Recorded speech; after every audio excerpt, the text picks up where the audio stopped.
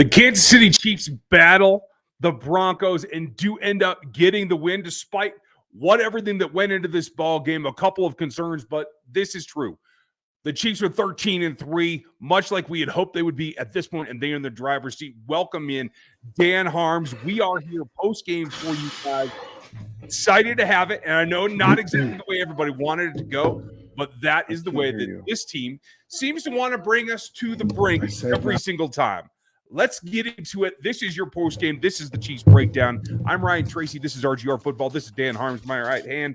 As we go through everything we observed today, we're going to tell you what we saw, what you need to know, and how the Chiefs are going to move forward from here. Dan, you look less than enthused, but a win's a win, right?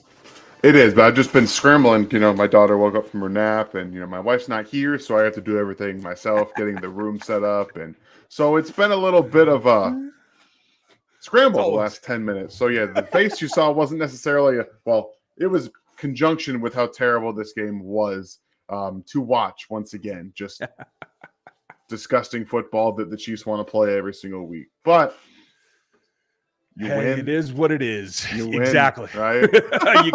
you got to take it. You got to take it. And, hey, that for the next few months, whenever that happens, I'm more than happy to just kick everything off. Everybody can listen to me for a minute before they get the voice of reason to come back in. But hey, that's a plus as well.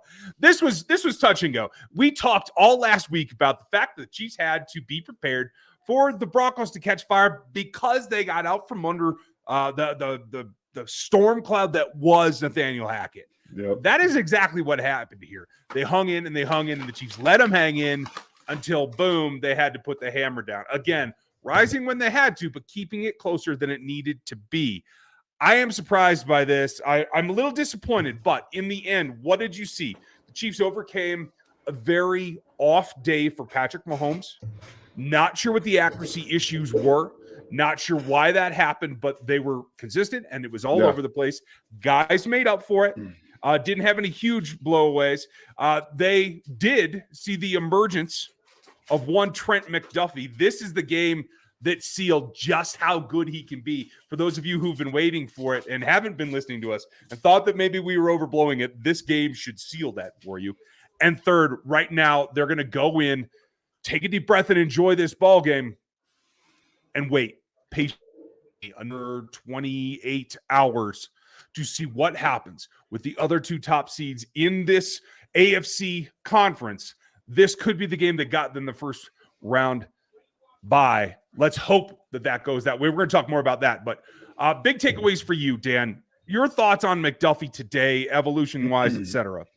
This is everything that I thought he was going to be coming out of Washington. And we've kind of led up to this multiple times over the last few weeks. He's really played well, but coming down in the run game, the blitz off the edge, like what they do with the secondary blitz game is really awesome. It's awesome to watch happen, and they do it with everybody. They don't really care what kind of corners that they have out there. They love using their corners as blitzers, and he's quick. He's so quick. He got in there, but he's a lockdown corner. He's going to be a lockdown corner for this team. But I did notice early on, L'Jarius Sneed was following the bigger receiver on the outside, Cortland Sutton, and he was having Trent McDuffie play in the slot. This is going to be more commonplace. I think that this is showing us that it's going to be more commonplace against teams that have bigger outside receivers, and that's really kind of what they need to do, adjust their defensive game plan a little bit with these guys.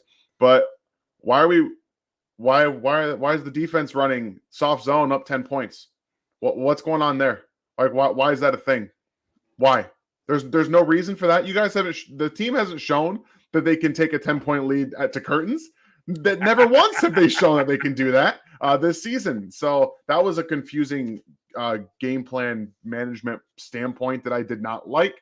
But yeah, Trent McDuffie is him, guys. He's him. Just be happy that he fell. And the New England Patriots were like, we don't need another corner. We don't need one. We can We're pass. Fine. We'll go draft a center out of Boston or wherever Cole Strange played his college football. We'll go draft him, and then rest is history. Well, it not only is Trent McDuffie him, and it does look like the Patriots just knocked off the Miami Dolphins as well. So, hey, there is the Patriots. Not only is Trent McDuffie him, he is now the second half of a duo.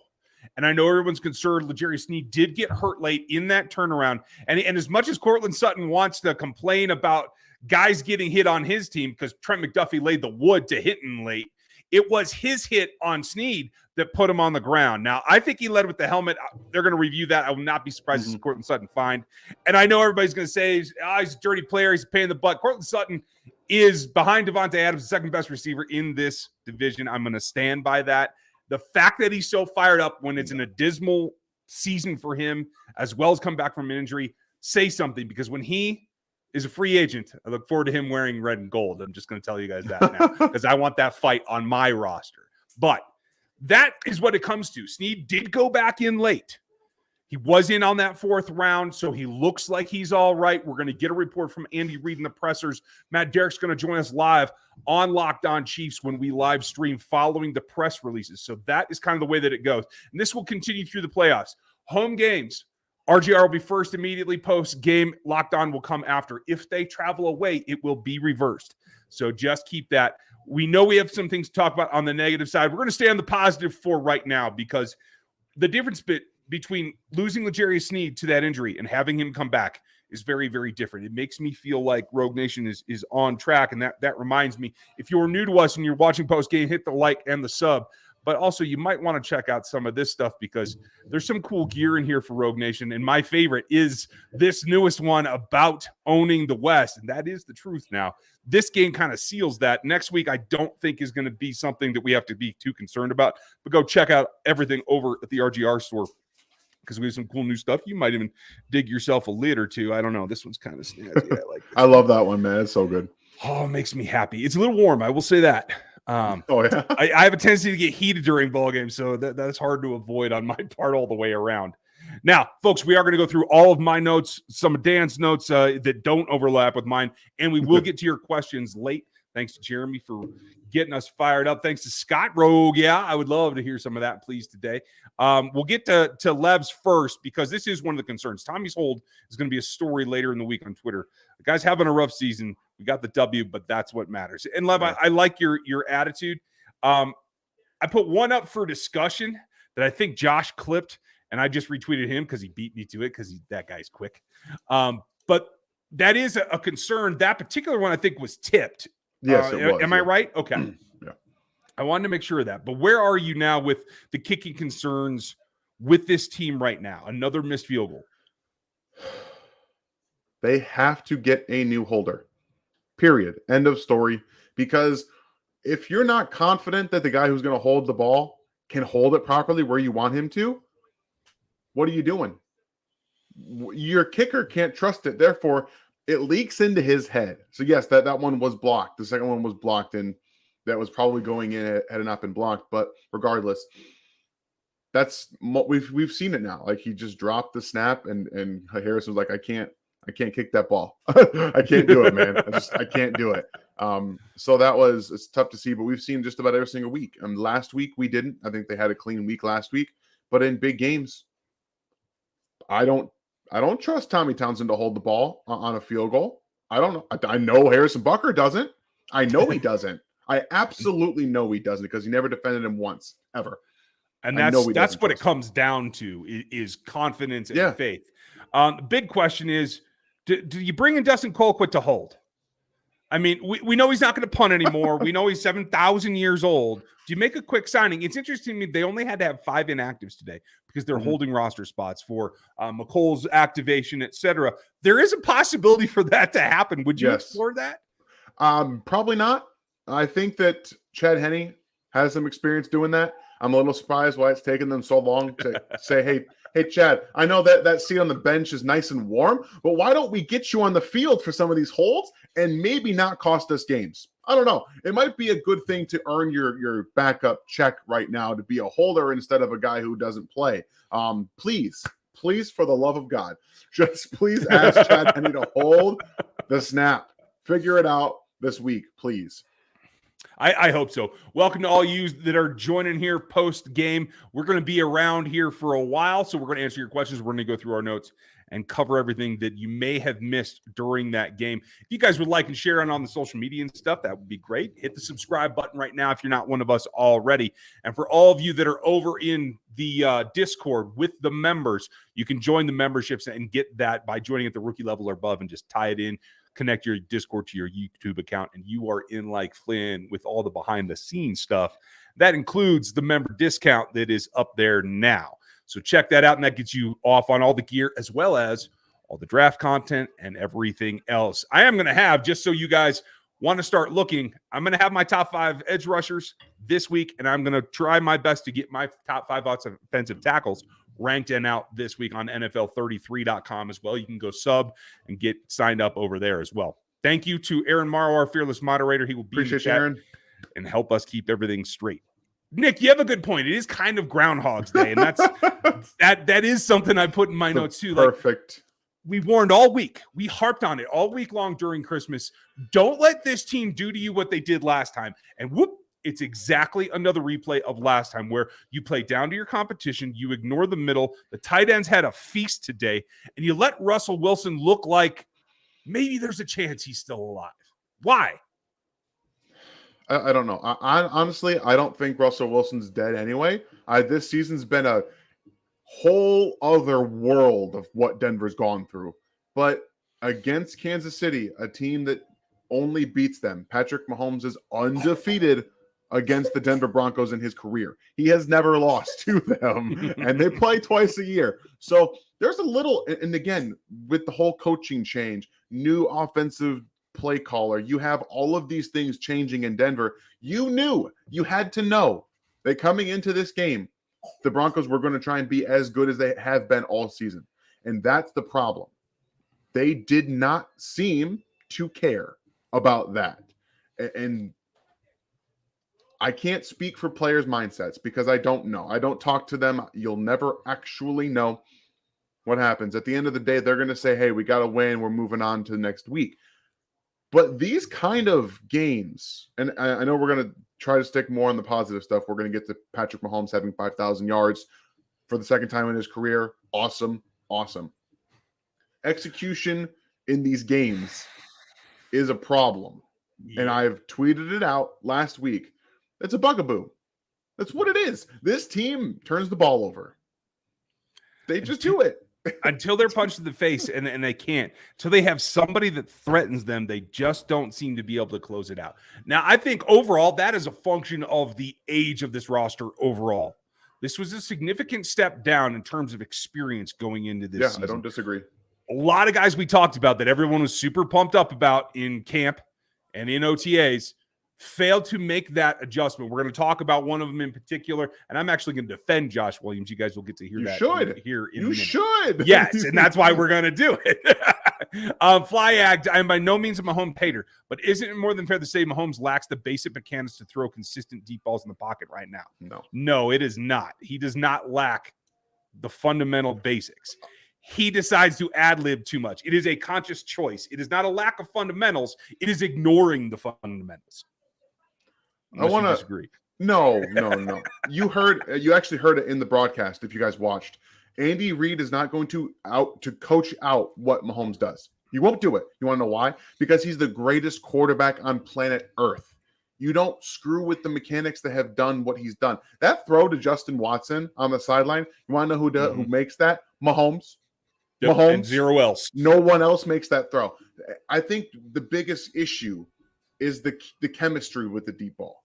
Mahomes does not have Doesn't have trust in MBS to do anything, honestly, to be completely honest with you. Well, I think he also threw the ball a little bit early on that deep shot to MVS, a little bit early, because he was open. You could have waited. You had time until he's cleared, but he hadn't even cleared at anybody, and he hadn't accelerated through it. And I think that was the problem with that deep shot, is that he did not think, he didn't know that MBS wasn't at top speed yet. He's kind of waiting because MBS is not a acceleration go guy. If that's Mecole Hardman, if that's Tyreek Hill, guess what? That's 6 because he's already under it. MVS kind of takes a little bit to get going.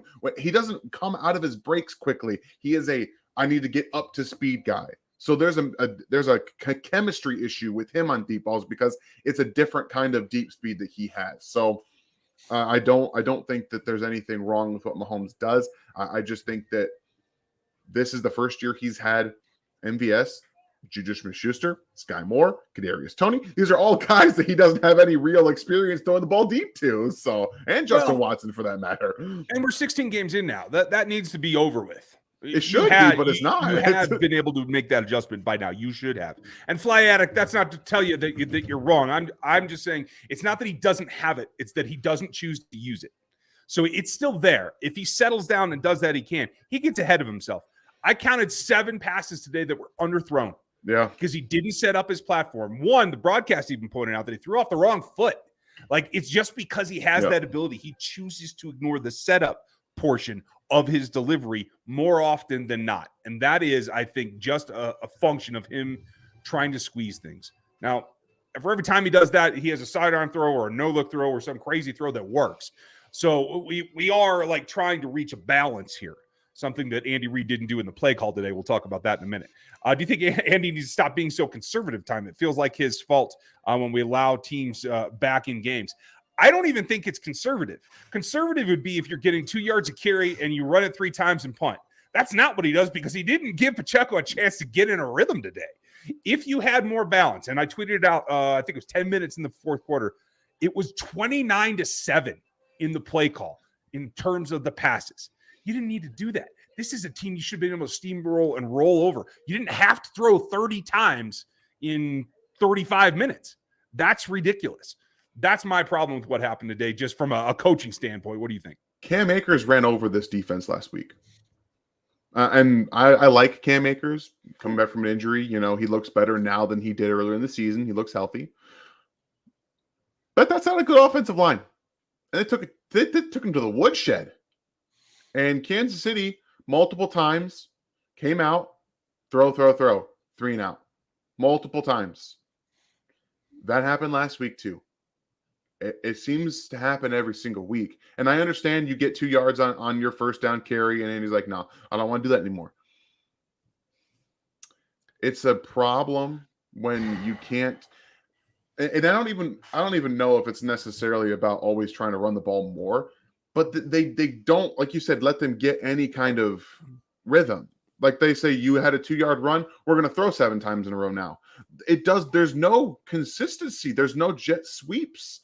There's no creativity with the run game. There isn't any. Yeah. And that's where my issue is, because I do think that the run game has been good lately. But in games like this, when they completely abandon it, they don't try anything creative. You didn't try to get Isaiah Pacheco to an edge all day. Not once. No. That's even the Broncos had the best run of the day, and it was a split shotgun counter that took setup, took distraction, and if a coaching staff with a new coordinator with all kinds of new bits and pieces can do that in 6 days preparation, why can't the best offense in the league do this? That's the big question. And to answer Peyton's question, I know this isn't about how Andy operates, but I want Clyde Rojo role I want Clyde in the Rojo role when he returns. Jets saves the Chiefs week in, week out. Yes, got to be careful with how much you use McKinnon. Clearly, catching out of the backfield, he's on fire right now, so you don't want to slow that down, but you want to save it for actual post game. Yeah. And I agree. I wrote down that Rojo's carry there, his token carry, he completely ran the wrong direction in an outside zone. He looked for the cutback before he established the run, which defeats the whole process in zone. And it was just bad. So it bothered me. I agree with you. I think Clyde will probably get more than just the Rojo role, meaning 1 or 2 touches a game. Yeah, Clyde will be in the rotation as long as he's healthy, I think. Let's see.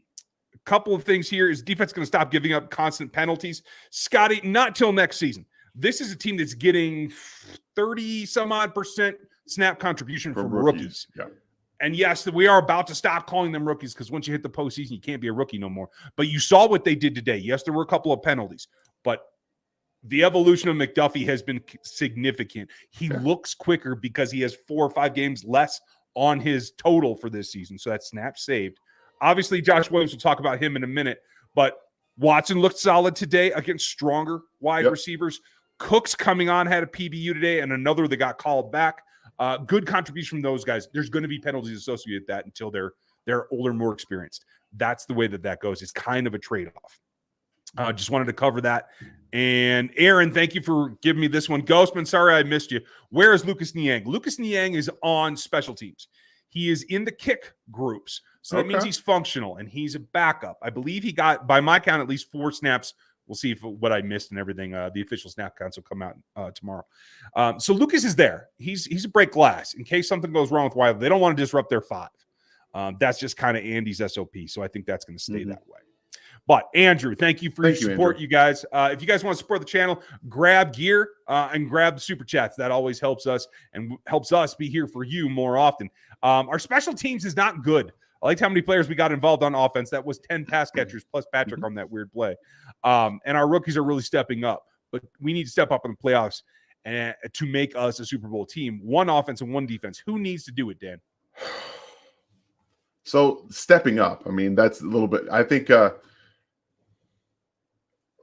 honestly, MVS needs to step up for the offense. He's going to keep getting this amount of snaps. He has to play better. He just has to play better. I know that Mahomes underthrew him, overthrew him, and was all over the place with the connection there today. But every week, seemingly, he drops a ball. He's running the wrong route. He's running the wrong spot. So on offense, I think, especially with how many snaps he's going to be getting, he needs to step up more. And on defense, it has to be Frank Clark. I think he's playing better, but we're talking about stepping up. And I don't expect George Karlaftis to just take the reins and be that guy. Frank Clark's been around. Playoffs are where he usually comes to play. And this is the time that you got to up your game. I saw Frank Clark today, I think on just about every single rush out the end. He just runs up and then spins and goes nowhere. It's not cutting it. Your spin move is not effective. Pass or offensive tackles, no, that you're going to do it. It's ineffective. You got to do something different. So those are 2 guys that I think need to step up. If the Chiefs want to, I wouldn't even say get to the Super Bowl. If they want to get to an AFC Championship game, because right now that's not happening with the way they're playing. Well, I'll give you another guy. It's Justin Reed. You saw bits and pieces today in coverage and coming down. Juan was up and down. Justin Reed's got to be the player they brought in here, especially against the Bengals and their 3 wide receiver set. He must elevate his game along with the pass rush, so keep an eye on him. Andrew, thanks for the support. We appreciate you, bud. If you guys want all the info, all of our rants, all the things you can't get elsewhere, join the memberships. That's how you get the stuff that isn't safe for work. That's for sure. Join the rookie level, and then you get access to the Discord as well. Am I wrong? But when Josh Williams had that hands to the face penalty, the ref said it was 4th down. I'm pretty sure Judy was short of the 1st down. So shouldn't it have been KC ball? It would not have been 4th down if they accepted the penalty. Yeah. So there was multiple confusions on that play. Yeah. They announced it was 4th down.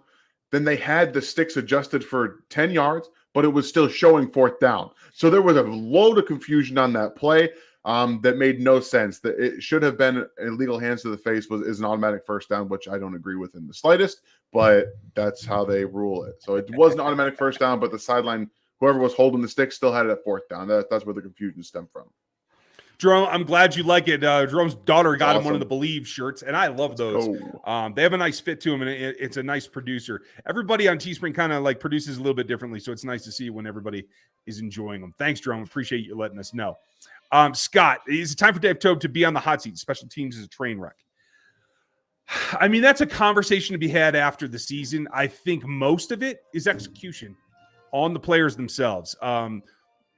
There's some confusion about one of the snaps from Winchester. I think that was actually okay. I think it was the first hold on Tommy's part. You could get after Dave in terms of like, is he emphasizing the right things in practice? Is he spending enough time on the things in practice? But at the end of the day, it's about the players performing. Do you see anything different, Dan? It's a lot of young players. Again, like we've talked about this a lot. You're getting a lot of young players, a lot of new players, and that's kind of where this is stemming from. There's a ton of turnover from last year. Yes, I know, sweetie. I know. Give me a second, please. I'm talking. But I think that's been the biggest problem. And it's been worse this year than I think it's been in probably a decade since they took over. That's how bad the special teams have been this year. Multiple miscommunications, but it's not just that. It's an unwillingness to change when things need to change. Skyy Moore with the punts. Tommy Townsend with the holds. Things that are not going well, they don't want to change. And that's where I one season, I think I'll give Dave. Next year, if you have relatively most of the same guys and you start to see a decrease in this kind of stuff, okay, you can say, well, young guys, lots of turnover. We understand. Happens again next year. I think that's what we'll see end up happening. Okay, quick update. It looks like Joe Toney's injury is to his ankle. It was significant enough that they did rule him out at the end of the game. It is the same ankle. More testing tomorrow, but the fact that you're going to test it means an MRI, something like that. That is going to be something significant. Don't know if he'll be able to practice this week. Hopefully he can get back. Don't think the Raiders are going to be a team that they have to have him for. So just keep that as a piece of mind there. And if you guys want in the Discord, there's a free room you can join just as anyone. The members get all access. So you want to join the membership here on the channel and then connect your accounts. Happy New Year. I forgot to say that, Brian. Thank you. Happy New Year to all of you guys. I hope it was a good one for you. Is it just me, or is Reed more visibly making plays and smacking people? It is not just you, Brian. He's doing that. He's also having still some bad plays, misplays, but I see them diminishing as we move forward. It seems like he's coming on. There's a couple of faux pas today. I think, again, the team just kind of didn't expect much from this team. A couple of misalignments. One in particular I was really disappointed with, where Nick Bolton slid all the way over to the far side, leaving Trent McDuffie there to take on a guard in the B gap, and they got crushed. This is what happens. You got to make sure that you're on all cylinders all the time when it comes to these next couple games. I think that actually Nick Bolton had one of his worst games in recent memory today. Yeah. Coverage in run support, getting caught up on centers and guards, not being able to get off blocks. I think he had a bad day, and that kind of plays a part when your defense in the middle of the field is once again getting shredded. It's middle of the field today was not good. Juan Thornhill didn't have the best game in coverage. A couple of angles he missed too. He had some good plays too, but back and forth in the coverage aspect. That play that Alberto scored on was a really well designed breaking apart of the cover 2 defense the Chiefs are running, and the play action held Nick Bolton like the Broncos broke down. And then when you attack both safeties without breaking routes, guess what? There's nobody in the middle of the field because no one's looking at Russell Wilson. That's kind of my takeaway is the safeties are too dialed into their responsibility. Like they don't have feel for that part of the field. Like they're not feeling over there. I can keep my eyes on the quarterback and still feel over there. And then they're leaving the middle of the field wide open. So you have safeties, you have linebackers out of spot being sucked up because of play action, and that you get a touchdown out of it. So again, we talked about the last probably 10 weeks about how the middle of the defense is beginning taken advantage of, and it's still getting taken advantage of by lesser teams. It's a concern. It's a concern. And this goes back. If you go look at some of our training camp reports, because I talked about it then, it is the middle of the field between the hashes and at the linebacker level that is the concern. I think definitely Dulcich not being able to go today, they let their guard down against Albert and Saubert in particular, and just Juan completely ignored him because he had Sutton in the corner that McDuffie had handled on that first touchdown. So it was definitely mental errors, I think, on that part. Andrew, I love this one. Devourer of worlds, Chris Jones certainly is, and he turned it up when he needed to. His partner in crime, George Karlaftis, had another solid game. I don't think he took a big step forward over the last couple of weeks, but he maintained. And so I've seen him bring his plateau up the last 3-4 weeks. If he maintains that, he'll be ready to take another step forward in the postseason, I certainly hope. I'm pretty encouraged. Where are you at? Yeah, again, when you're able to maintain over a month of your play, I think that he's, obviously the sack was more of a product of Russell Wilson stepping up into the pocket than him just beating his guy. But that's, again, work. He wasn't getting the sacks earlier in the season. He was working. He's continued to do it, and the sacks come. Like that's what we told you guys. Like they weren't coming, and now they are coming. I don't know if he'll get a half sack for that or credited with the full one because he was there first. I know Dunlap kind of helped clean it up, but Karlaftis was there first, and that should be, I think, given a full sack to him. But we'll see what happens there. A couple of run issues I still see. I think he's actually kind of below average right now as a run defender. I'll be very honest with you. He's not been everything I thought he was going to be, but it's a different level of competition. So I'll give him a little bit there. And when you're able to maintain an elevated level of play from earlier in the season for the last month and a half, I would say about a month and a half. Yeah, I'm pretty happy with where he's at. Yeah, I agree. And I do see still plenty of upside from him as well. HD Dreamin', thanks for the support. Appreciate you, buddy. And if you guys want to go check out my timeline, I just retweeted something from Pixel Fun. An interesting little zoom in on my Twitter profile pic. Check that out. Those guys do some fun stuff. Pono, welcome back. Hope you're doing well. Pono? Patrick was really inaccurate. We should have scored 50. I mean, yeah, it requires both the quarterback to be accurate and for the play call to be there. But yes, Patrick had one of his less accurate days in this season in particular, and of the last 4 or 5 weeks in particular. Not sure what it was. It was a lot of, again, lack of the fundamentals, and it was underthrowing balls. It's not what we saw a year or two ago where he was so hyped. He was overthrowing everybody. He did miss deep on one MVS, I want to say. Mm-hmm. But I was disappointed with how many were at the receivers or the target's feet. That was problematic.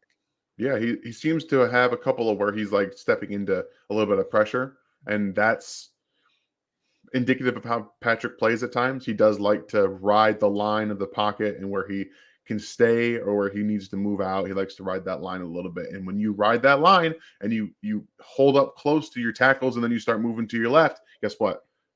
You start to do this where they bump into you and you're like, oh, I can't get everything on this throw. And they're in the dirt. I saw that at least 3 or 4 times today where he's just moving out into somebody. He's like, oh, well, I can't get everything on it, so I have to throw it in the dirt. So it's not like an incompletion, or it's not a pick or something. So I don't know. It was an off game in that regard, but he's, I still think he had a great statistical game, at least over 300 yards again, 5,000 for the second time in his career. Only 3 quarterbacks have been able to do that ever. So that speaks volumes of what he's been able to do without Tyreek Hill and teams focusing on Travis Kelce. You have 3 brand new receivers. We have 4 or 5 brand new receivers that have been playing over the course of the last 5-6 weeks. You can't really speak more about what he's been able to do in this offense, and since he's gotten to being the starting quarterback for the Kansas City Chiefs, he's been great. There's a lot that is, you got to take the pluses with the minuses. Rifleman, you're absolutely right. A win is a win. Yeah. Take that and run with it. HD, thank you again. I just a question from Alex. Is Kadarius Toney the wide receiver too? Not on paper. He can turn that into production, though. Had a good day. Obviously, had the fumble as well. So there's pluses and minuses. That feeds into Jackson's question about thoughts on Skyy Moore. I did just get an update. Skyy Moore has a laceration on his hand. It does not look to be significant, but it was enough you had to take him out of the game. So that is something. I felt like Skyy Moore got more of a chance today, and I thought other than the one that I did classify as a drop, I thought he performed pretty well. I'm double-checking. He got 4 targets, caught 3 of them except for that one for 33 yards. What do you got? Yeah, I mean, Skyy did a good job maximizing, for the most part, what he was supposed to do. They did it twice, and they got positive plays out of it. And then they throw it to the side. When your offense is sputtering, go back to stuff that works. It doesn't make sense why they try to force a ton of stuff down the field and into, some double coverages at times when you've got plays that work that you can even build fakes off of. Guess what? Skyy Moore, I'm going to fake to you, and then I'm going to hit guys behind it because we have everyone crashing. This is an aggressive defense. They crash downhill on fakes and plays and stuff. That's why you saw MVS get deep, because they bit on the little fake that Mahomes had, the pump fake that Mahomes had, and MVS was clear downfield. Yep. So there's a couple of spots that the offense I'd like to see them just take advantage of an aggressive defense. More true play action. I don't remember. Maybe I'm not remembering properly. Did we see any under center play action in this game? Not that I recall. Was there any? I can't recall, but I'm sure maybe I'll find another problem in this offense. They just say, oh, we're going to drop back and pass. We don't have to do play action. Please. You want to move those linebackers? You want them to stop being underneath throws? Doesn't play action them. Do it. Just do it. It's a tool. Yeah. Remember that it works from everywhere. HD Dreamin', thank you again, buddy. That's like the 3rd from you. Appreciate that. Awesome, thank you. What's the guess on the extent of Sneed's hip injury? It's going to be a pointer. He's going to be sore. Yeah. I'm actually a little concerned about his shoulder, to tell you the truth. I haven't seen Andy's comments specific to what it was, that they were checking him for. But the fact that he was back on the field, if it is the hip that was the predominant injury, the fact that he was out there moving around, I think I'm pretty happy with that. He'll be sore. He'll get therapy. He'll be back. Maybe they'll lighten his load against the Raiders. I don't think they're going to need him completely. The positive thing here today is that when he goes out, you had all rookies at corner. Yeah. The only backups were another rookie corner, and in that case, they will go to Cook because Cook has played some corner in college. So if he has to, he would be the emergency guy. But that is a whole lot of rookies at one position type. So keep an eye out. Cole, what a win. Are you concerned with the kicking issues, in particular the muff snap and the PAT? I mean, yeah, it's on the radar now. It's got to be a concern always. Do I think it's going to cost him a game? It's approaching that, but I'm not there yet. I know Jeff Schwartz is, but I'm not. What do you think, Dan? Again, like I don't think that this is. I think we kind of touched on the kicking issues earlier. I don't think that this is at this point right now that this is Harrison Butker's fault. I am fully on board with the being some of the holders problem. Obviously, there was the tip today, so that takes one thing out of the consideration for Tommy Townsend's fault. But just dropping a snap on the extra point, not Harrison Butker's fault. But if he is not fully healthy, I think Andy said a few weeks ago that he was still feeling some of the effects. So you have that combined with a holder who doesn't consistently do it right, you're going to have some problems. So I'm not concerned, but again, if you don't change things, the definition of insanity is doing the same thing over and over again, expecting a different result. And that's what Dave Tope has done this season twice. Skyy Moore, not a good punt returner, not comfortable. You could tell in the first 2 games of the season that he was not comfortable doing it. They've trotted him out there for weeks and weeks and weeks. Insanity. The same with Tommy Townsend. Insanity. Yeah. Got to get that fixed. Not just addressed, fixed. You got to fix it for the postseason. You have to. That is the big thing. Mo, I'm concerned with how we're sleepwalking if we get the bye and then play someone who is on their level. Could that lead to heartbreak? That is the concern, is that you flounder at the bottom playing down to lesser competition too much, and you let that kind of rule what's going to happen. I'm trying to pull up the playoff picture right now because I will tell you this game tomorrow night's going to be huge. Yep.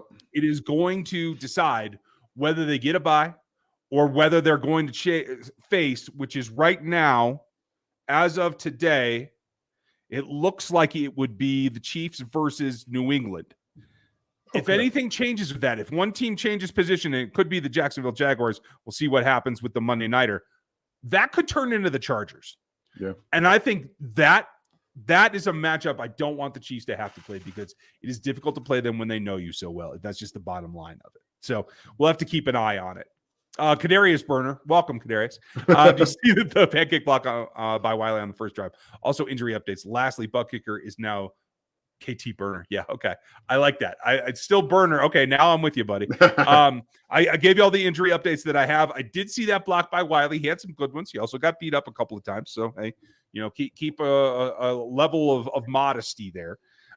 Before we get into what I think is going to be kind of the contentious conversation, you guys go and check out the RGR store. You can get the new Shield logo. You can get the Rogue Nation stuff. You can get the We Own the West, because we do. You can even check out this new one here with Dan's logo on it. Gary's is available too. I don't know why that's not coming up. I'm going to have to go check that, but I will get that. So a lot of new gear that you can support the channel with and get yourself something cool that you can't get anywhere else because it's only here. So check that out. Let's see. Nightbot, thank you. That is the same thing. Like and subscribe and get over there. What I need to get into before we get there is Scott's comment. Joshua Williams is garbage. Keep him off the field on 3rd and 4th downs. I have to take umbrage with this, because this is the same guy that the fan base was losing their ever-loving minds about in camp, because he was the next coming of L'Jarius Sneed. And I warned y'all then, it's just camp. He's got a long way to go. This is the other side of it. This is the back end of that train. And right now, what I see is a kid who's struggling because of the timing, because of the experience level. That's it. He's still got all the physical tools. He can still make all the runs, all the turns. I'm not concerned with that. It's about the mental side of it for me. And I think, honestly, today, getting that penalty was a pain in the butt. It might have cost them bigger than it did, but it also taught him that he's got to settle down and be more in tune. You saw Spags put his arm around him, walking down the sidelines. He needed to, because he's got to keep the kid leveled up so that he can continue to progress. When you get depressed, when you get down, that's when you stop learning. And that's the only thing for Josh Williams is the mental side. He keeps learning. He's going to be just fine. Hopefully he doesn't have to start and L'Jarius is fine. But that's what I see with Joshua. How do you feel about him right now, Dan? Honestly, I thought that penalty was soft. I thought that was them again. Jerry Jeudy turns around and looks for a call when he just got beat up in the 5 yards. By the way, he just got beat up in the 5 yards. So he was right in his pocket when that 5 yards was up. That was a soft call that never should have happened. And again, in my opinion, I do not believe that a 6 yard pass interference. It was like 6 yards. It was like right there. And you have 5 is what Dan's saying. You have 5 to rough him up. The illegal contact stuff is after the first 5 yards. He got owned by Josh Williams in the first 5 yards, and then he breaks inward when he's just in his hip pocket and looks for a flag. It's BS in my opinion. I thought Josh Williams did a great job on that play. Specifically, let them be physical. I do not care. Let him. That's what he's best at. When you can get in a receiver's face and mug him in the first 5 yards like he did, you're going to win, and you're going to get more less calls like that in the postseason. Don't get down, Josh. Don't get down. That play right there doesn't get called in the postseason, guys. That's not getting called. It's going to be a punt. Okay? It's a punt. I'm really glad you said that, because that plays into the Chiefs' hands with Josh Williams and Jalen Watson, because you can be more physical in the postseason. So just keep your head up, Josh. That was a great play. Keep playing it that way, because I don't care. It didn't cost the team on the field, in my opinion. Again, it's not a penalty. And it's not going to get hit every time anyway. You're not going to get a flag every single time. You play the same way. You don't let a flag that shouldn't be thrown change how you play. Be physical. Use that 5 yards to your advantage. Use that length to your advantage. Keep going. I love what Spags did. Like you said, he put his arm around him. I bet you he was like, dude, just keep playing the same way. I love that. I hope that he told him to do that, because that was it's almost picture perfect teach tape how to be physical at the line of scrimmage. It almost is. Yeah. And as soon as he understands the little idiosyncrasies about leverage, he will be able to then avoid the penalties as well. It will come. It is the mental part of the game. Like and subscribe to this video and hit that thumbs up and the bell if you guys would. Thank you to that. Our mods are in the house. Aaron is here. FLDB was here earlier. Stevie Keys is in the house. Everybody say hi to the team. Kurt, this team is starting to scare me. Missed extra points and field goals, interceptions. Team continuously playing in suspect second halves. Good point. Watson, and Williams don't look good yet. They're 13-3. Yep, that's the thing. Is we can complain about it, but we come from a point where, for me and Dan covering this team, obviously Miss Avery is always sunshine, so she doesn't have to deal with the downpour of the negative thoughts. But for the fan base, it's always about comparing to the Super Bowl level, right? Yeah. And so we always come away a little bit jaded. The rest of the league would love to have all 3 of those guys on their roster. I guarantee it. Hi. I am glad that you're here. It's too bad she ain't cute, Dan. Dang. Tyler, thank you for your support, buddy. Long-time lurker, first-time super chatter. Thank you, Tyler. Appreciate it. Welcome to the fray. I appreciate it. Thanks for all the content over the years. How do we get better on third down conversion percentage? It's more tape study, and it's more aggression from your front 4. I was a little disappointed, and not to call him out, but Mike Danda didn't have his best game today. He got pinned inside multiple times that gave up the edge when he was supposed to maintain it. That was a problem. And from my point, it's just a lack of aggression. Again, playing down to your competition, not expecting the physicality. I don't think that's a problem in the playoffs, because I think the playoffs are a switch that every player can flip because it's the playoffs. But that's what it comes down to. I think the secondary, despite having the rookies doing a pretty good job, there were multiple coverage delays, if not sacks today, because the rookies were in position. So, Tyler, thank you for being here for so long, and thank you for your first super chat. Cheers to you. Everybody give Tyler a hand, because he's been here forever. That's really the key to the third down conversion percentage, is stopping it.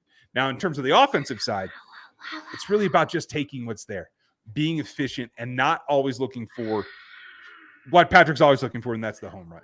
There are times we just got to move the ball. That is a mental decision on his part as well. Yeah, I want to see them be more aggressive on third downs and third and shorts. I want to see more shotgun runs. I would love to see more shotgun runs on 3rd and 1, because if you come out and, again, in shotgun on 3rd and 1, you're probably going to have a base, or not going to have a base defense out there. You're probably not going to. And if you do, guess what? You're in a position to throw the football. Yeah. It just, I don't know. They confuse me a lot with their short yardage runs, the way they don't spread out teams enough. They tried a little bit of shotgun today, and they did kind of get, obviously, the conversion to Travis Kelce on the last play, the last third down of the game was good to see. So it's just about getting more creative with how they set things up, and the problem that they're having typically will go away. Knock on wood. Well, let's hope that it you would that think, way. right? Hey, if you guys would give a likes for this, we would appreciate it. That helps everybody else find us. You'd be amazed how many people run into me and still don't know, after listening to me for years on Locked On Chiefs, that there's this whole YouTube thing. It's crazy how insane. Many people are unaware. So spread the word, hit that like. Nail biters for Chiefs Kingdom all year, but hey, we're at the top, so go Bengals. I like it, Gary. What's up, Dre? Hope you're doing well.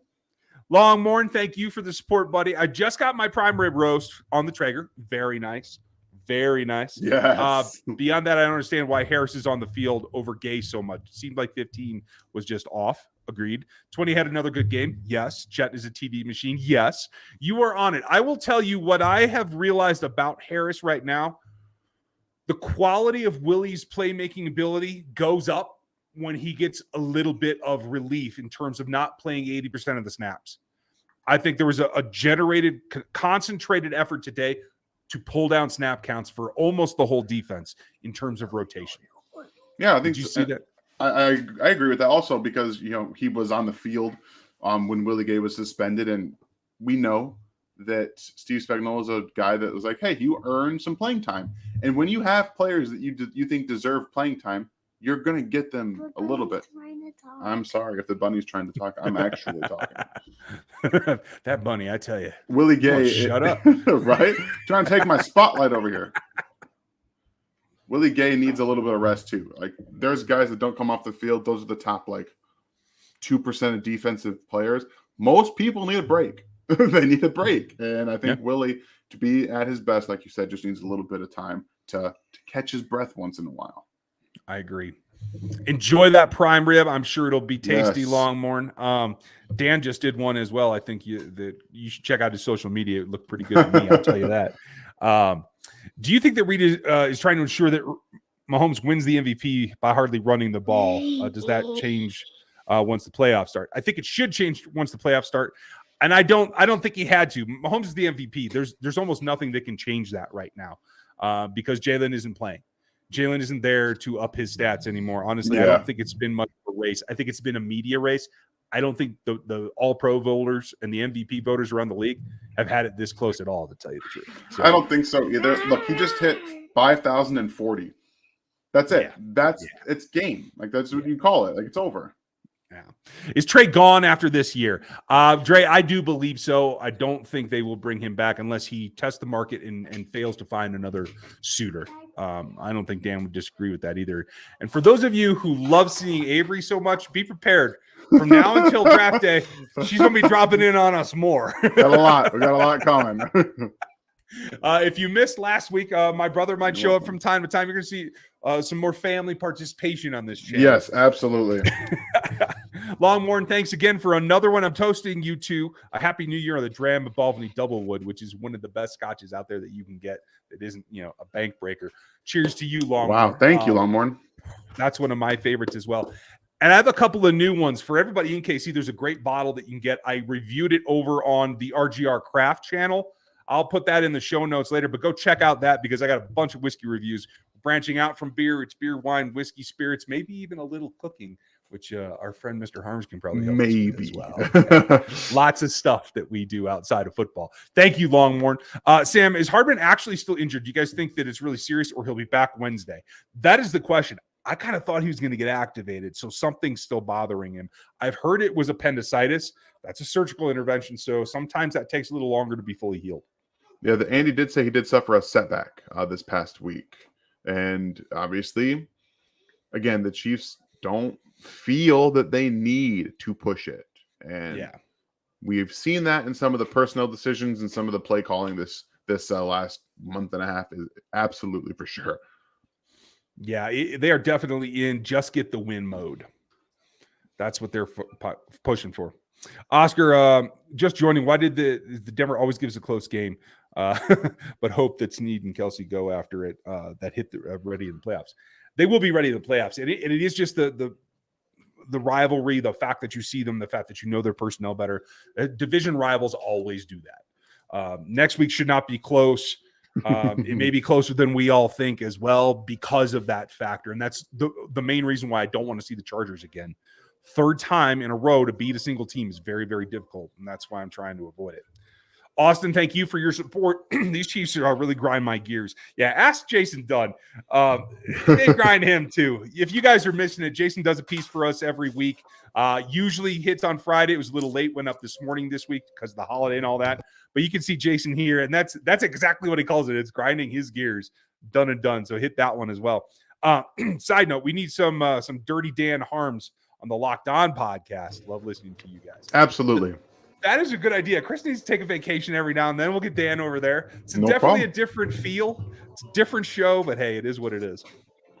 Terry, thank you. If everybody would hit the like, we would appreciate that. Any reason we are horrible on 3rd and short? Yeah, want to. They don't want to. If it's a championship in front of them, you got to get 3rd and 1. They're going to get it done. I guarantee it. But down in, drive after drive, it's just not there in terms of the want. Like, think about how they address it in key situations. Mahomes threw it to Kelsey on 3rd and 6. 3rd and short in the postseason with Chad Henne. It was 4th down, wasn't it? Yeah, it was 4th down. Chad Henne. Okay, they threw the football. Things are going to be different in bigger key situations, but they're trying out some things that don't work right now. They just need to be a little bit more creative. Execute up front has been some of their bigger problems. And again, they're running backs right now that still have some issues on 3rd and short. McKinnon and Pacheco are not 3rd and short running backs. No. They're just not. That's not their bread and butter. That's not what they're best at. So it's a whole problem with offensive line issues aided by running backs that aren't short yardage running backs. And it's coming to an issue. By the way, Kenny McIntosh from Georgia, welcome to the Kansas City Chiefs. He's going to be a great 5th round acquisition, and he's not going to be 5th round, buddy. Shut up! Shut up! Let me put it there for now. No, I know he's not. He had a heck of a game the other night. So if you guys missed it, we'll talk about Kenny in the offseason. Oh yeah. Tyler, hope you're having fun watching from DFW. Nice. I've been in that airport a lot. I've been in Dulles a lot for games for some reason. I have family out there, so there's a lot. But yeah, let's go Bengals. That's what everybody needs to look at. Sam, who's the biggest offseason signing you see for this team? I'm really interested to see who pass rusher number 1 is going to be, because I do think they have to make an acquisition there. I don't know that the free agent tackle class is going to live up, and I'm starting to feel better about the Chiefs' chances of getting a functional tackle at 30 or 32. This tackle class, all of a sudden, looks pretty good. I mean, I'm just saying, this is like, I think I am going to have probably 4 first-round grades of tackles. Yeah. 4. That means you're talking about you can reach a little bit on some of those guys you got like 2nd-round grades on if you're at the end of the 1st. Or maybe they fall because you got other players going up. So I'm starting to like the back part of this 1st round. But again, that doesn't necessarily mean that they're always going to work out. It's just what we like. It's what we like to see. And there's some athletes. Ding, ding, ding. I have a new tackle. OT1 is new for me, and it's because he's an athlete. I've been riding that line. You guys can see that on NFL 33. We are working our draft rankings despite it being still at Chiefs season. Don't you guys worry about it. But Samuel, the edge rushers I think are going to be elite. I think is going to be tough. It's going to be hard to wait to 30 or 32 again, in my opinion, like they did with Karlaftis. So let's see what happens there. Did Saunders have a good game today? I was happy with the output I saw. He got moved a little bit in the run game early, but he came on as the game wore on, and I took that as a positive. Yeah, it's hard to really impact a game from a defensive tackle position unless you're consistently shedding doubles and making yourself an in position on an offense. And these tackles just don't do that very much. Chris Jones does. Everyone else is just kind of like there. I didn't see much of Brandon Williams in this game either. Maybe that's just my own eyes not seeing. But I'm talking about in terms of like snap count. So I don't know that he played as much as he did last week. Maybe that's just my eyes lying to me a little bit. But maybe I saw him flash once right up the middle. He got a nice little pass rush. I didn't note a whole lot of other snaps for him. So let's see what the numbers come out to. Thanks, Gary. Corbin, Mahomes' worst game since he collapsed, and he worries about the playoffs after that. No, I don't think this is a symptom that is like systemic. This is situational awareness, situational drive to be ready for this ball game. Do you think the Chiefs need to change how they coach? The punch at the line has cost us in big spots twice now with the limits. I mean, any Andy Heck player will tell you that no, there's nothing wrong with the way they coach punch. It's the fact that they don't go out and they're not overly aggressive. Go listen to Mitch Schwartz and he'll tell you about how they prepare to catch pass rushers, not go attack them. Generally, that ends poorly for Andy Heck coach offensive linemen. So I don't think they're going to do that. I don't know that I would either. If it's not what you can coach, it's not what you're comfortable with, don't try it. Skyy played decent, but had a drop, though. Why do you not get him involved more? He got hurt as well. Tyler, he's going to be fine. Agree with you. They started to get him going a little bit. I think that's going to continue to roll as they get into the postseason. Yeah, that's good, isn't it? It is good. You kind of touched on it, but Mahomes is missing on some vertical shots seemingly all season. Is that a reason to worry in the playoffs? Never seems to hit anyone in stride outside of Kelsey. I would disagree. I think he's hitting Juju pretty well, but those aren't the deep shots. I think it's also some of the things they're choosing to run. I'm not seeing a lot of Sale. I'm not seeing a lot of deep overs, Dan. Am I missing that? No, I don't see slants. I don't see a ton of – I mean, they do run digs and some of those plays from time to time. But my big problem, again, is that they're open. And MVS was open. He missed him. Yeah. He missed him. And that's a problem. And to me, that comes down to a chemistry issue between the players. And that's why I don't think he's going to be here next year. But that's just my own opinion. We'll see how that works. But Mahomes does develop chemistry differently with players. He has a really good one with Juju and with Travis Kelce, obviously. He had one with Tyreek, too. He just doesn't seem to have that with these guys. We also have to remember that in practice, the year before he was the starter, he still got time with these guys. He didn't have any of that time this year because he had to start with them immediately. So it's not a whole year thing. Sometimes it takes a little bit of time to develop a chemistry, but I think MVS is just – I don't believe he fits this offense. That's my own personal opinion. But I will say that the deep shots are a little concerning from time to time. He has seemed to underthrow a little bit here and there and then overcorrects. Like he feels like he has to overcorrect at times, and that's kind of a problem. But then you come back to the shot to Justin Watson on the sideline there, and he drops that into a bucket, like just the only spot that Watson can get it. So something's going on. Maybe it's mental, maybe it's physical, maybe it's connection-based. I don't know. I just know that I would like to see him figure that out before the postseason. But also, he had a good deep shot to Kadarius Toney, too. So, I mean, maybe there's just a player thing. I don't know. It's weird. I mean, let's be real. Is the second baby born yet? I can't remember. Yes. Okay, so he's got 2 infants at home. The guy ain't sleeping that much. You know what I'm saying? Like, there could be outside factors. I think it'll be fine when he can concentrate on the postseason. I think they've been playing it very loose this season so far. Thank you, Peyton. Everybody check out Avery. Hope you're doing well. Thanks for the super chat, buddy. I think the offense gets going when Mecole comes back. Also, with this win, they can't fall under the 2nd seed, right? That is my understanding. Bills win tomorrow night. The Chiefs would be 2nd, but the Bengals would have another loss. They are the next closest team, so even if the Chiefs lost next week, they wouldn't catch up.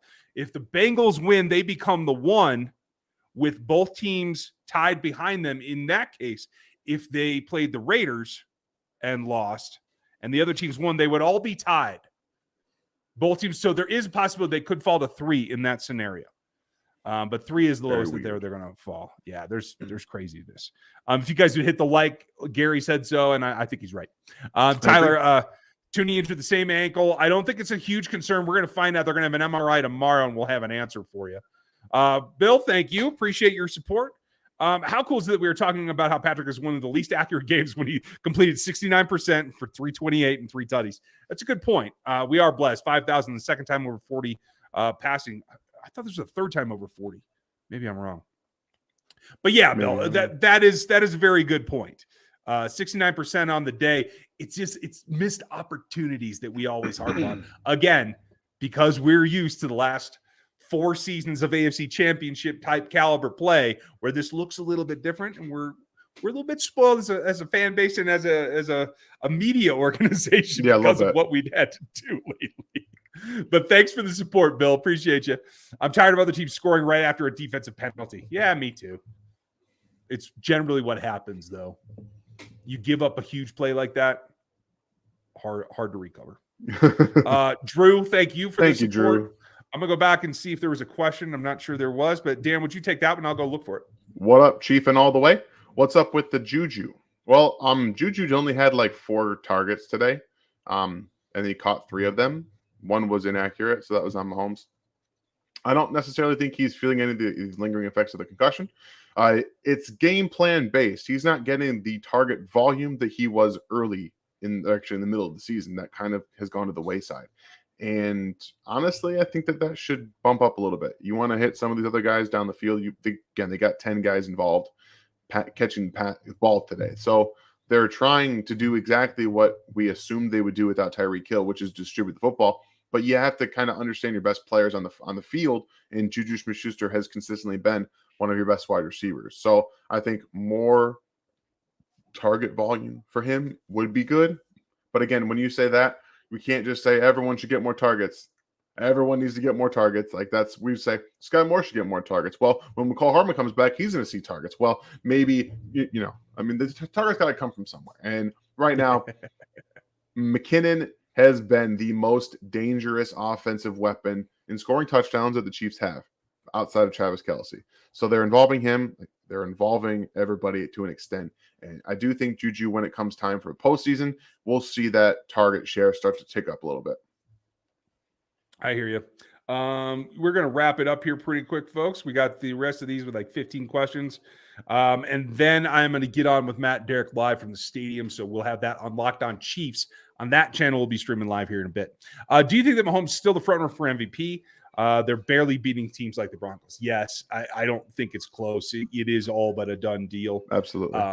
And it's not necessarily because the team output. It's because he still makes these magical plays, even though he misses some things. When you look around the rest of the league in comparison, he's still heads and tails the best quarterback in this league. It's just easy. It's just not close. And that, unfortunately, it is a quarterback award. Dustin, DK Metcalf, T. Higgins, Christian Watson, George Pickens.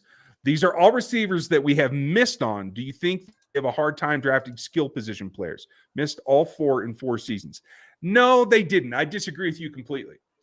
What they did is they evaluated those guys fitting into the Reid system and didn't think that it was going to be a fit. A, because of the guys they had, and B, because of how complex the system is. I still tell you, DK Metcalf does not run a complete route tree and cannot play all 3 positions in this offense. It is an impossibility right now. T. Higgins can't either. Right. Same thing with Christian Watson. I will tell you this. I think George Pickens might evolve into a guy that could. Yeah. But they projected that too far down the line. So, yes, while those guys asked to do simple things and simpler offenses are being successful, it doesn't mean they would have the same amount of success here. Look what happened. MVS has not been as successful here as he was in Green Bay. And then look at what Christian Watson is doing. That comparison alone should tell you it's harder to come here and play in this offense. I think that's what it comes down to, Dustin, although I understand why you're frustrated because it's more calculation about who could do it rather than who hasn't. You know what I mean? They're harder to find to fit this offense. I think people just focus on the Mecole Hardman of it all. Mecole Hardman is a slot receiver. Mecole Hardman's a slot receiver. That's the new shirt, the Mecole Hardman of it all. He is not a guy who fits everything. He can't play on the outside. He can't. He cannot do it. but the Chiefs drafted him anyway. So they see that. They say, well, why couldn't they just draft DK or Terry McLaurin? Didn't mention Terry McLaurin, by the way, who's actually a better receiver than any one of the guys you just mentioned, who actually can play all three receiver positions, which I'm frustrated they didn't draft. I love Terry McLaurin coming out of Ohio State, but that's neither here nor there. Again, Ryan is right to an extent to where they want guys that they typically feel can play everywhere.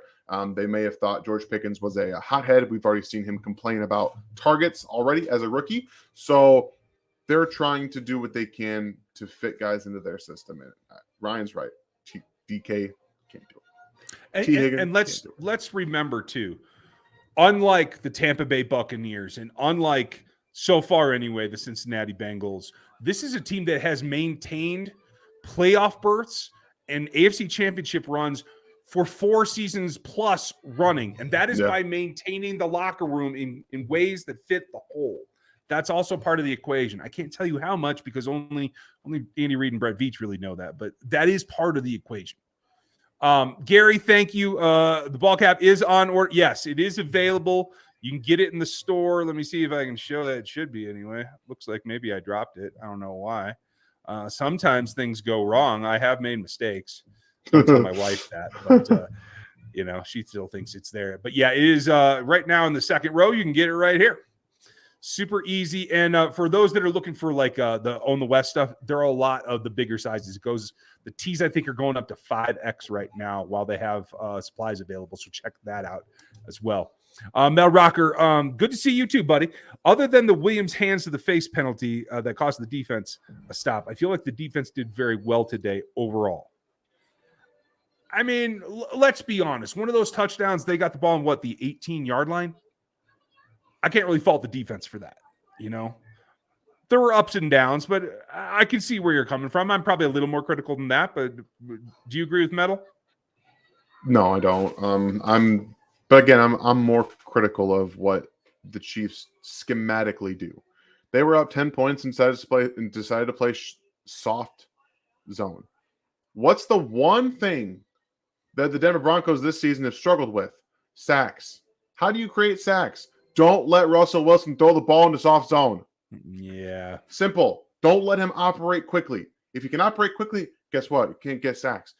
That was so frustrating to see happen. And I couldn't believe that they did that. You saw a couple missed tackles here and there, but I mean, schematically,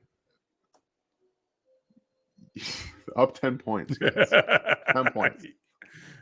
Hey, at least they did something good. They let L'Jarius and McDuffie travel. I talked about that early. Yes, they're absolutely. matching up by height. Something we talked about as a possibility. I was glad to see them do it. And I agree with you, Mr. Big Phil. The secondary future does look right. They need some seasoning, but they're going to get there. Thank you, Night Hunter. Hope you're doing well. Why don't we try some of the sweeps in Pacheco on third and shorts, get Isaiah to the edge? That's exactly it. The toss sweeps in particular would be banging. There are other options. They don't want to give anything away when they don't have to. It's a team they should have beat, and they weren't going to go out of their way. Ryan, Sneed, Jones, and Brown are the players the Chiefs need to sign next year. Brown, I question. I could see a retag if they can't get something else done, but he's very much a question mark in my mind. Completely agree with you on Sneed and Jones. Yep. I like the aggressiveness of the defensive backs. Yep. You just have to be able to recover as well. When you overpunch and you lose your balance, you can't recover and you get run past. This is technique. This is things that just have to be honed, especially for Josh Williams coming from his level of play last year in college. How come Pat still can't properly judge MVS's speed? Is it Pat or is it MVS? The answer is yes. Exactly. The answer is yes. MVS is more akin to, he has more top speed, but he is more akin in his acceleration to Chris Conley than he is to Tyreek Hill. He needs build up. He has those long limbs. It takes him a little bit. I think that's difficult for Pat right now. What did the Chiefs end up doing with Chris Conley, by the way? They turned him into a possession receiver. Yeah. They're having MVS run wind sprints. It's a complete. They're really close to the same kind of player too. They're really close. Greg wants to know, will Bell be our secret weapon in the offseason with his fresh legs? I don't know. In the postseason, I think that was mostly a lack of respect for the Broncos defense that he was so wide open rather than him doing anything great. But you guys know how I feel about him. He's an average tight end. Does that mean that in a field of a bunch of other weapons, he's the guy that gets the best matchup? It just very well may be that way, Greg. You may be on. It was an over route. Okay. All right. Who do you think we meet in the playoffs? Right now, it looks like the Patriots. If they maintain the 2, I have a feeling it's going to be the Chargers, but we'll see. Hopefully, if everything goes right tomorrow night, it's nobody, and they get to have that week off. Yep. Do you think she's having Watson have a lot of reps is because they want to save Toney and Moore for the playoffs, also throwing teams off on film? That could be part of it. It's also about fitting all those guys together because while they do the same things or similar things, they do them at different tempos. Mm-hmm. It's difficult. It's weird, man. Veterans play more in this team right now on the offense, but they're forcing rookies into playing time on the defense. So kind of tells you how they feel about rookies in one way, shape, or form. They love them on defense.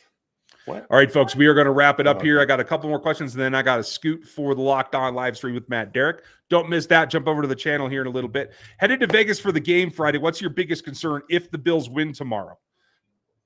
The Chiefs will pack it in, and Patrick will play a quarter and go home.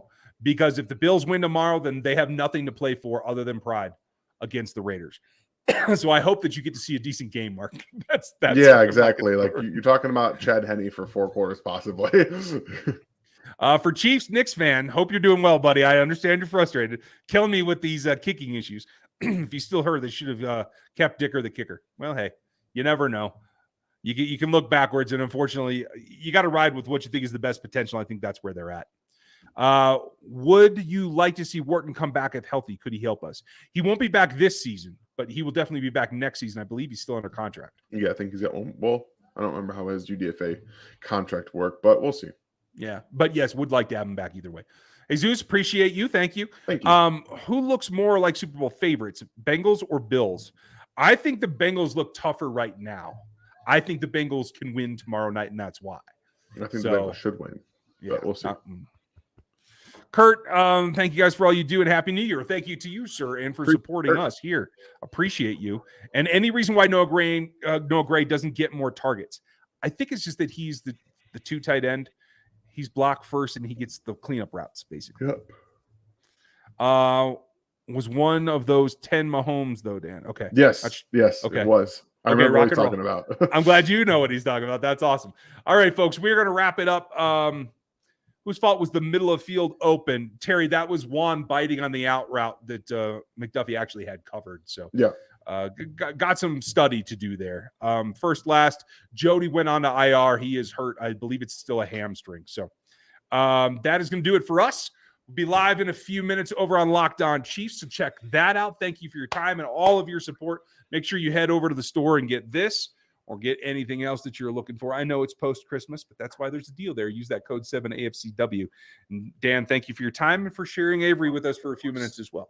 Of course, everybody. This is, like I said, it's going to be a very, very family accessible show over the next 4 months. So get buckled in. It's going to be some fun. Right? We should have something going on just about all the time. You guys have a great evening. Enjoy the late games and get ready for Bills-Bengals tomorrow night. Dan, have a good one. We'll talk to you next time.